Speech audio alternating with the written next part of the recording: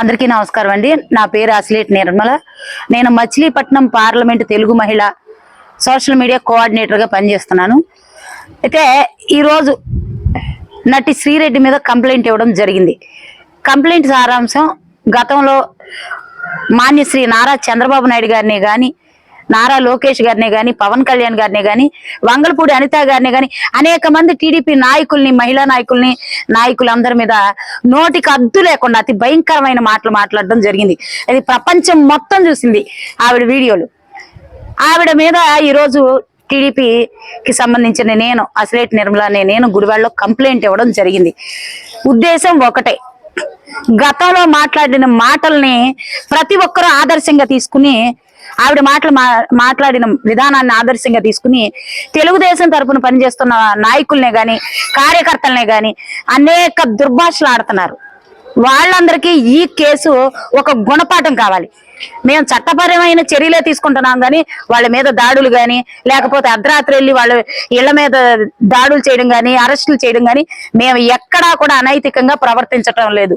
ప్రవర్తిస్తే మాకు మా చంద్రబాబు నాయుడు గారు ఊరుకోరు, లోకేష్ గారు ఊరుకోరు. కేవలం చట్టపరమైన చర్యలే తీసుకోమని ఈ రోజు కంప్లైంట్ ఇచ్చి వన్ టౌన్ లో పోలీస్ వారిని కోరడం జరిగింది.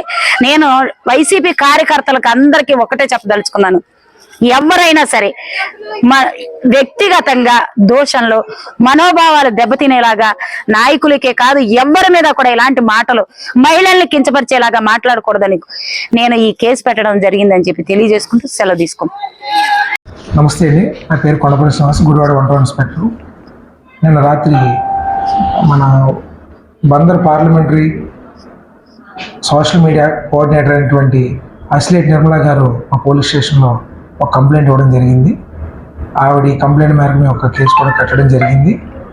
మన శ్రీరెడ్డి అనే వైఎస్ఆర్సీపీ కార్యకర్త ఇచ్చారు. ఆవిడ అసభ్యకరమైన పోస్టులు మన గౌరవనీయులైన ముఖ్యమంత్రి గారి పేరు మీద, అలాగే ఐటీ శాఖ మంత్రి లోకేష్ గారి మీద, డిప్యూటీ సీఎం గారు పవన్ కళ్యాణ్ గారి మీద, మన హోమ్ మినిస్టర్ గారు అయినటువంటి వంగలపూడి అనిత గారి మీద అసభ్యకరమైన పోస్టులు పెడుతూ సభ్య సమాజం తలదించుకునేలాగా పోస్టులు పెడుతున్నట్టు, దానివల్ల యువత తప్పుదారి పడుతున్నట్టు, వారందరి గౌరవానికి కూడా భంగం కలుగుతున్నట్టు ఫిర్యాదు ఇవ్వడం జరిగింది. దాని మీద ఒక కేసు రిజిస్టర్ జరిగిందండి.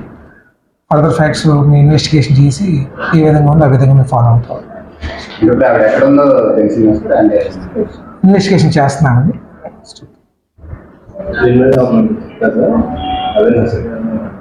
ఈ సోషల్ మీడియా సంబంధించి మేము ప్రజలకి చేసే అవేర్నెస్ ఏంటంటే, దయచేసి ఎట్టి పరిస్థితుల్లో కూడా ఇతర వాళ్ళ యొక్క ఆత్మగౌరవానికి భంగం కలిగే విధంగా ఎటువంటి పోస్టులు పెట్టదని మేము మా మనమండి. అలా పెట్టడం వల్ల కేసులు కట్టడం జరుగుతుంది, అనవసరంగా భవిష్యత్తు కూడా పాడవుతుంది.